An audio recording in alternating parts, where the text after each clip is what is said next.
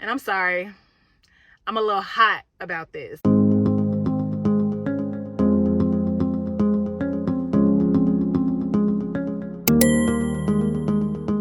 So hi guys, welcome to my channel. It's Loren.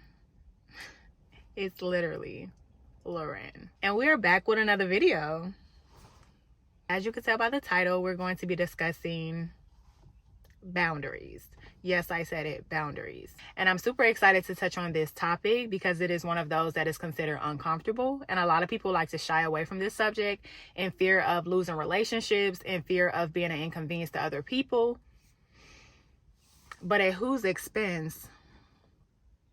Exactly. So today, sis, we're going to be normalizing setting boundaries. Because boundaries are the actions you take towards self-care and self-love. So if this is a topic that you're interested in, keep on watching. So what are boundaries? If you want to get technical, boundaries are the limits that we set with other people. So the acceptable versus the unacceptable behaviors that we allow towards us.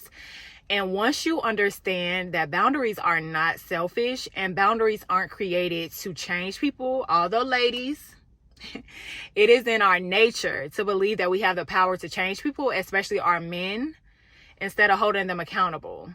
But understand me, boundaries are put in place to protect your peace, my peace, our peace. And those people that want to be in your space and want to coexist will respect those boundaries. And if not, they can leave. So let's talk about it. Listen, we are all guilty of making people believe that we are available to them 24/7, that they can come in and out of our lives whenever they want and disappear like Casper. And I'm talking ice skating, like it's simply no boundaries put in place. But this year, we are reiterating for the people in the back that act like they can't hear. Prioritizing and hyper-focusing in on all of the things that contribute to maximizing our internal growth. So, hey, we're going to talk about 3 areas in your life where boundaries need to be set. So, number 1 is going to be in your communication. It is so important that you recognize that there needs to be a boundary here. And once you recognize the need for the boundary, intentionally take charge in how often you communicate with someone, the subject of communication, and simply choosing not to communicate or engage at all because you don't have the mental and emotional capacity to deal with it. People are draining. We all require different levels of connection and intimacy through communication. So it's going to look different. We don't have the same desires. We don't have the same sense of urgency to communicate with everybody. So it's going to look different for maybe your man, a guy that you're getting to know, a friend, family, co-workers. So all of that is going to look different. The main point is you determine what that communication looks like or how often that communication is. So if it's going to be daily, weekly, monthly, yearly, or not at all. We have our own lives. So you're not obligated to talk to nobody.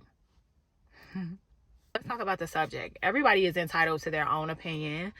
It is important that you understand the difference between healthy dialogue and somebody that is just trying to trigger you. So with that being said, I encourage you to walk away from topics that trigger you.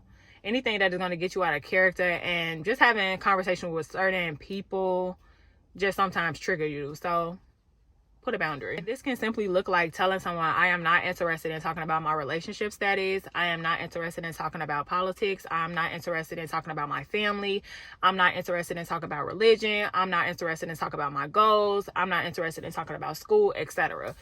It is what it is. Like, be okay with that. These are your boundaries. You choose that. Okay, so moving on, let's talk about the choice not to engage at all because you don't have the mental and emotional capacity. This simply looks like normalizing, yes, I'm on social media, and yes, I'm ignoring your ass. This looks like no text back. This looks like no DM back, because what you're talking about in my DMs right now is none of my concern at this point. This looks like sending them the voicemail because you know exactly what this girl is calling for. You know why he calling. Girl, ignore. And then also just keeping your phone on Do Not Disturb. Like, this is do not disturb hour. Me personally, my phone goes on do not disturb at a certain hour. If you're not a favorite, your call not coming through, your text not coming through, I don't want to hear from you. And that's just period. I'll talk to you tomorrow. I will talk to you tomorrow. I'll pick up this conversation tomorrow.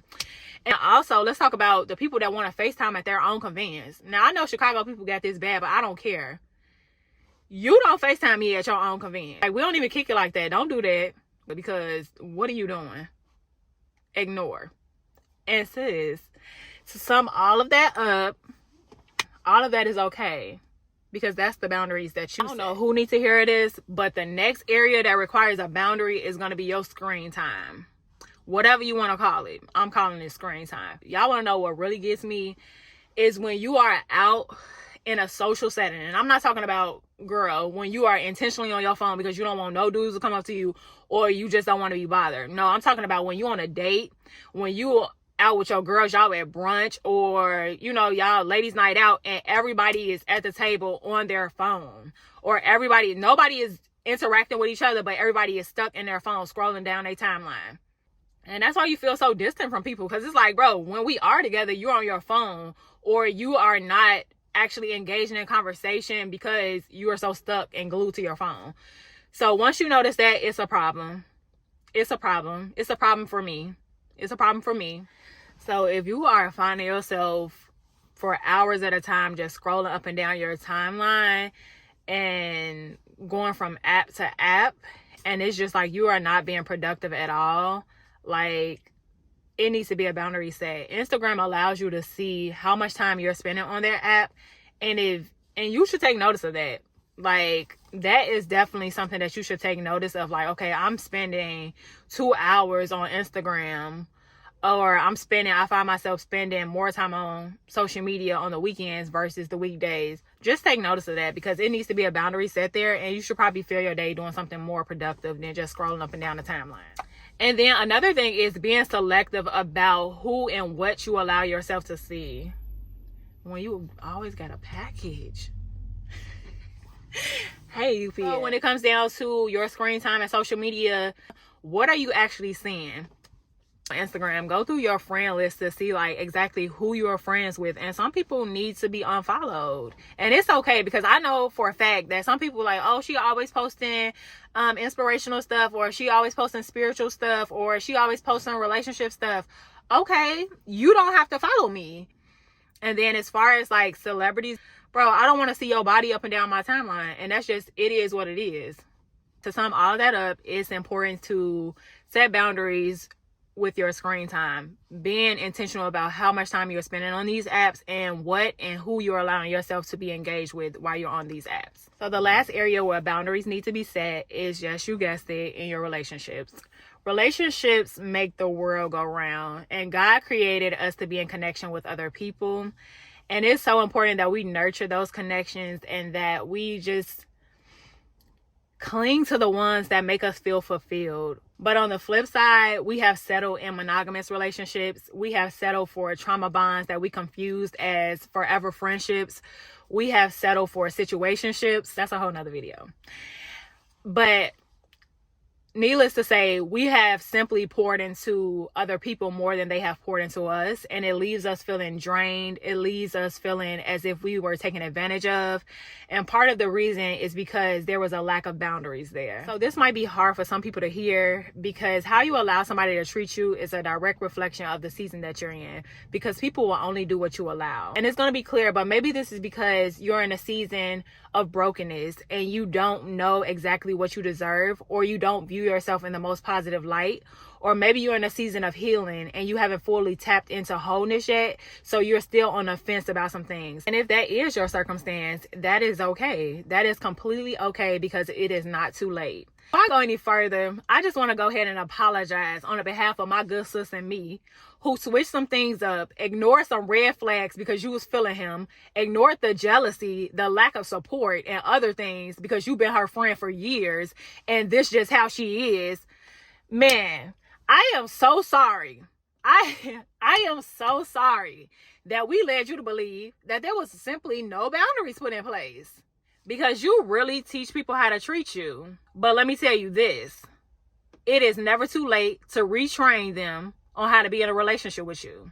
And this can be, by now y'all should know that I'm talking about, it can be a monogamous relationship, it can be a platonic relationship. It is not too late. Okay, back to it. And that is why it is so important that you set boundaries in relationships. And setting boundaries in relationships is only redefining, recreating the structure, and setting the tone so that you have the opportunity to have a more beneficial experience.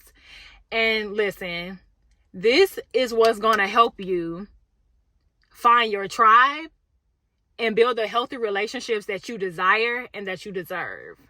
So these boundaries are going to have to be tailored to every situation and every relationship, because you're going to notice that some people are going to require hard boundaries. Those are the boundaries that you have to continue to reinforce. You have to literally stand on what you said. I said what I said.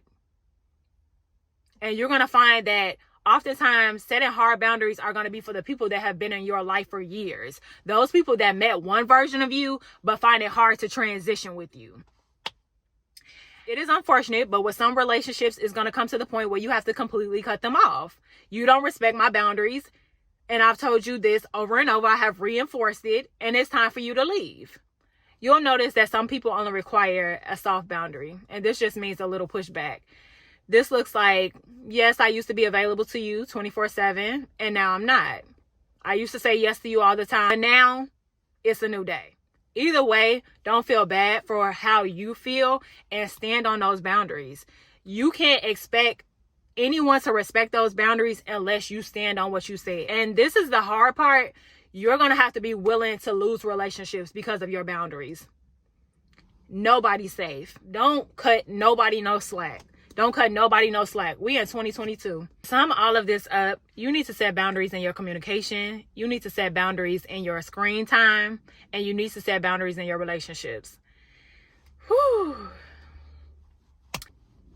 I mean, boundaries can get me hot. Boundaries can get me hot. But I am so interested to hear the areas of your life that you set boundaries, or the areas in your life that you plan to set boundaries. And that wraps up this video. I enjoyed talking about boundaries. If you like this video, like, comment, and subscribe. And of course, I'll see you next time.